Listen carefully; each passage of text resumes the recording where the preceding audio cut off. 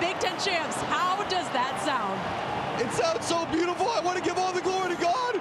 We were never supposed to be in this position, but by the glory of God, the great coaches, great teammates, everyone we have around us, we were able to pull this off. Whoever thought the Hoosiers would be here, but now the Hoosiers are flipping champs. Let's go! What's up, everyone? Welcome back to another video. Please like, comment, subscribe. There's plenty of people that are watching the videos that aren't subscribed. So please go ahead and do that. It costs you nothing. It helps me out a ton. This week we're talking Fernando Mendoza of the Indiana Hoosiers.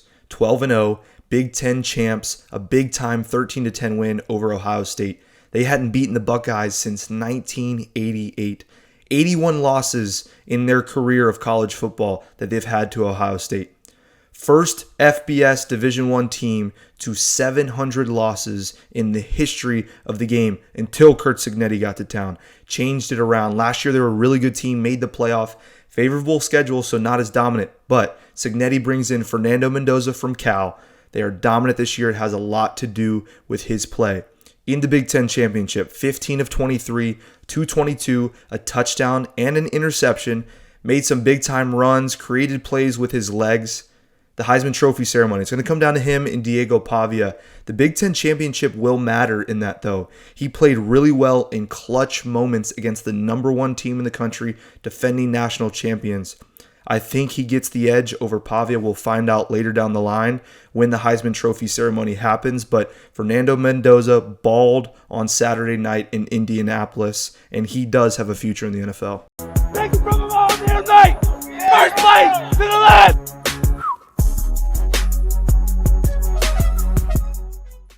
First and 10, first play of the game here for the Indiana Hoosiers. They start out in a 3-by-1 set. This X receiver at the top of the screen is condensing his split. Indiana is going to be running a form of naked, but I want you to watch the tight end here in this motion. Ohio State must have seen something on tape. DC Matt Patricia, he's been around a long time and seen things. So they use this motion here from the tight end to bring him back to gain leverage on this defensive end. They're running a naked play action movement pass, so they're going to fake here to the back, and Fernando Mendoza is going to try to get out on the edge. So they motion this tight end here to try to gain leverage and pin the defensive end in. That defensive end changes his technique so he can out leverage the tight end. So you see the naked flow. They have a mandatory outside release down here. This receiver is running a delayed out. That's number one in the progression. You see the drag on the backside. Fernando Mendoza gets absolutely smoked, delivers a dart. He's down on the ground. Indiana fans hold their breath because he may be out the rest of the game. But this is a big start for Ohio State, hitting him right in the mouth. Watch it from the end zone shot. Smoked. Delivers a strike, though, for a first down. 3rd and 4 on the first drive of the game for Indiana. They're in a 3-by-1 condensed bunch formation. Ohio State is playing a variation of cover 2 called cover 2 Tampa, where they're going to have a deep half player, cloud corner. They're playing the flats, and they're going to have a linebacker as the Tampa player as a middle runner, because in cover 2, there is a void of the zone in the middle of the field. He's going to make sure Indiana does not throw it there. Indiana is running a form of dagger mesh. So dagger would be a deep dig. This is a clear out guy where he's going to take this middle runner away. They're going to have a deep dig and then mesh underneath as these guys are going to cross right under one another. If it was man coverage, it'd be a natural pick. So the progression here, he's going to the deep dig, the dagger route, to the mesh. You'll see the back out late in the flat, trying to expand the defense sideline to sideline. Fernando Mendoza, he could maybe rip this dagger route right here. Feels Caleb Downs driving on it. He gets a little bit of pressure, escapes, uses his playmaking ability to extend it for a first down. Really good job by Mendoza. As you see it from the end zone shot, him extending the play. Gets pressure in his lap. Creates. Finds his guy open late for a first down. With the good comes the bad with Fernando Mendoza. A little bit for improvement as he wants to play on Sundays. Indiana is going to be playing a 7-man max protection play action pass. Ohio State is playing a cover 2 to the field with a trap cloud corner playing hard in the flat.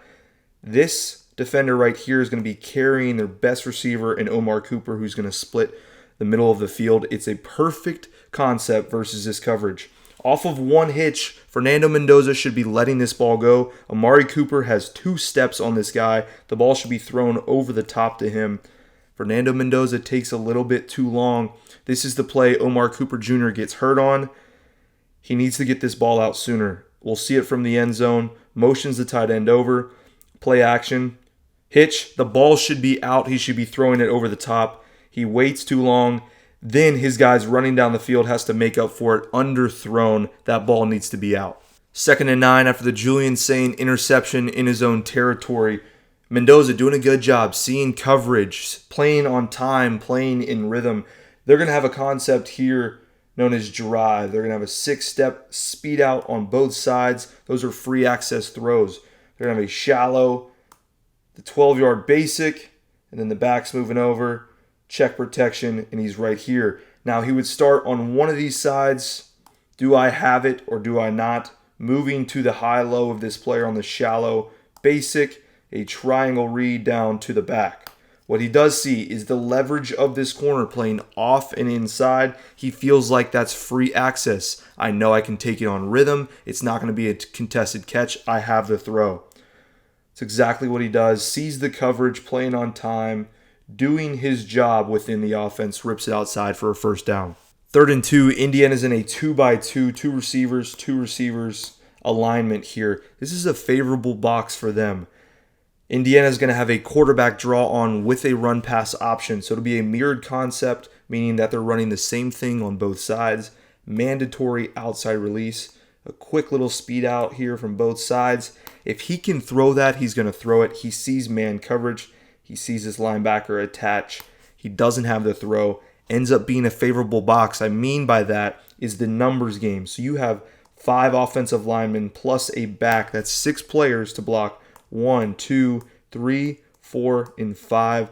That's a favorable box for the Hoosiers. They're going to go ahead and get into quarterback draw. It sets up perfectly. Converts for a first down. Check out the block there from the running back in the end zone shot. Sets it up. They have it blocked perfectly. These 2 guys double teaming the end guard. Center doing a great job. These 2 guys washing him out. Running back comes and seals him just enough for Fernando Mendoza to get outside there to convert for a first down. This is the interception for Fernando Mendoza. This really should be a play that's never intercepted. It's just a simple inside zone RPO. They're going to fast motion this tight end out here. He's counting numbers. Do I want to throw this now screen to my receiver when I have 2 blockers for 1, 2?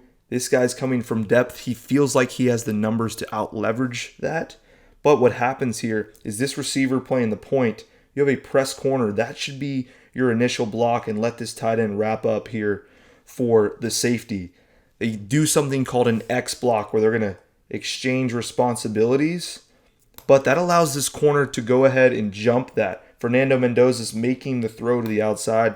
The corner jumps it. They don't get the block. Popped up in the air. Tips and overthrows, got to have those. Ohio State's defense is going to take that opportunity every time that they have it. The blocking was just a little messed up there. He had numbers. Sometimes you just want to hand it off if there's a press corner, but it was almost a fluke play as to why he threw an interception. 3rd and 6, Indiana starting in this 3-by-1 bunch formation outside here. They're going to motion this tight end in. This goes back to the first play of the game. Ohio State, Matt Patricia, defensive coordinator, saw how they use tight end motion, and it creates a tendency as to when they want to run sprint out pass to get Fernando Mendoza on the edge. They move the tight end in to try to pin this defensive end down as they're running a dash protection, meaning it's a slight delay, then Mendoza is getting out on the edge. You see the technique of this Ohio State defensive end change. He's trying to gain leverage on the tight end. This is a sprint out, slight delay. He gets out. Tight end does a good job of moving his feet in adjustment and engaging in this block. The concept they're going to have is sail. This will be a high corner by the receiver. The sail route, the back is trying to navigate the flat, and you have a backside drag. Mendoza's job here, his progression, low to high on the move, 1 to the back, 2 to the sail, maybe that high corner 3, and then to the backside drag number 4. The running back's trying to navigate through the defensive end and tight ends block. Can't do it. Mendoza pulls up, moves in his progression. He sees that it's man coverage. It's a great route. Rips it to the outside. Good catch for a first down conversion. Good adjustment there from Fernando Mendoza in the pocket. Critical 4th and 2 in the first half for Indiana. They're in 12 personnel, 1 tight end, 2 tight ends, 2 receivers, and a running back. Mike Shanahan, offensive coordinator, no relation to the OG Mike Shanahan or Kyle Shanahan. Does a great job of using personnel and motion here. He moves the tight end over. You see the safety run with him. Man-to-man coverage across the board with a single high safety playing cover 1. They're running a naked concept, going to fake the run here. Tight end's going to slip into the flat corner by this tight end. A drag from the receiver and a hero post. He's going to be reading this 1 to 2 to 3, trying to get the edge and out leverage the defense. Uses the motion, fakes it, tight end slips underneath the end. Mendoza does a good job of navigating this throw around it. I want you to see why he was able to out leverage this defense. You see the tight end motion. The safety runs with him, man-to-man coverage. This linebacker and safety need to be in communication about the responsibilities that they have with these two players. If the running back goes this way and the tight end slips the other side, they should exchange responsibilities so they don't run into each other and create a natural rub. You see that happen. This safety is taking on the running back in man. This linebacker is late to see it. He's trying to recover, has all this space out in front of him, out leverages him for a critical first down conversion for Indiana. 3rd and 2, Indiana has a perfect concept called against an ideal coverage. They're in a 3-by-1 set, 3 receivers. This tight end is detached in a condensed split. Ohio State is showing man-to-man coverage across the board, or so it looks, with a single high safety showing cover 1. These 3 defenders have their eyes in the backfield looking at Fernando Mendoza, called zone eyes, making him think, hey, they're not locked on, they're men. They may be dropping out of it into a zone coverage. It's exactly what happens. The nickel to the bottom of the screen plays the deep half. This safety is playing the middle of the field but poaching the number 3 receiver. The concept for Indiana is an inside post by the number 3 receiver, a second post by that number 2 receiver, and a dig by the outside receiver. You see it part like the Red Sea in the middle of the field as this inside post grabs the safety and the player running the middle, as the post number 2 here, wide open, throws an absolute dime down the field. Great catch, big explosive play for Indiana. 3rd and 8, the touchdown that gave Indiana the lead over Ohio State. Joel Klatt was talking about it on the broadcast. Give Elijah Surratt a one-on-one chance if it were to happen. It's exactly how it happens. Ohio State's in a unique front. They're in an odd look with 2 linebackers walked up. Indiana's front 5 does a great job of picking it up. Ohio State's in a version of man-to-man coverage across the board. Watch this outside leverage technique of the DB and how Elijah Surratt's release regains the leverage. He gives him a little move. This DB slips inside, allowing him to regain his leverage on the slot fade. Fernando Mendoza quickly holds his eyes this way to hold the middle field safety so he's not over the top of the slot fade. One hitch, back shoulder throw, big time catch and throw for the Hoosiers. The first time Ohio State was losing in a game all year long. Big time plays from big time players in big time games, and that's what Fernando Mendoza did right there. This play shows the ultimate competitor that Fernando Mendoza is. They're backed up on their own 5-yard line. The goal of this is to get 2 first downs. They do more than just that. Motion the receiver over. They're running a little naked concept. They're going to fake it to the back. He's going to get out on the edge. This is a deep spot route, a wheel up the sideline, and this motion player is in the flat. Remember Fernando Mendoza getting smoked on the first play of the game? That's the same defensive end. He's in his own end zone, only up 3, game on the line, delivers a strike to the spot route, takes a shot.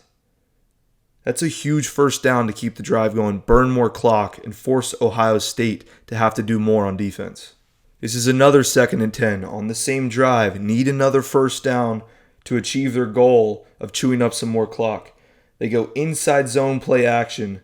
But I want you to see this is an extra offensive line. They have 6 offensive linemen in the game, a tight end, 2 receivers, and then a running back.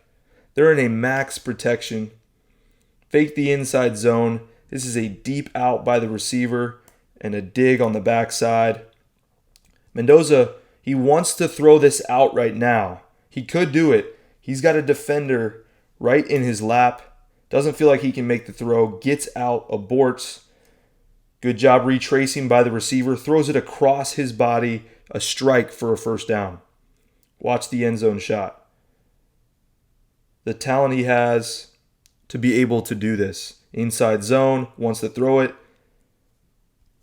Throws it across his body in his own territory. All of these Ohio State defenders around.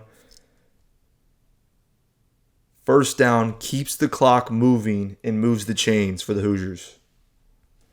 3rd and 6, 2:41 left. Ohio State has 1 timeout. Big Ten championship on the line. Indiana could just run the football, burn the clock, get Ohio State with the ball back. Just over 2 minutes left, having to go the length of the field, having to trust your defense. Not Curt Cignetti, not with Fernando Mendoza. They get exactly what they want. Man-to-man coverage. Ohio State is showing that they're going to pressure 5. This safety, Caleb Downs, is playing over the top of Elijah Surratt. Not going to let him make the play if it's going to be anybody. They end up pressuring the Mike one-on-one to the field to Charlie Becker. This is a left hash throw. The college hashes are much wider than the NFL. This is a long throw for Fernando Mendoza. The right tackle just gets enough of the backer blitzing. He throws a strike to the field. Excellent catch and throw with the game on the line. Watch it from the end zone shot. You see the pressure. Picks up just enough right there. Delivers a strike to the field. What a catch and throw. Indiana is for real. They had not beaten Ohio State since 1988. 81 total losses to them. Last year, Indiana had a really good record, went to the playoffs. Maybe they weren't so legit. This year, it's undeniable that they're the number 1 team in the country.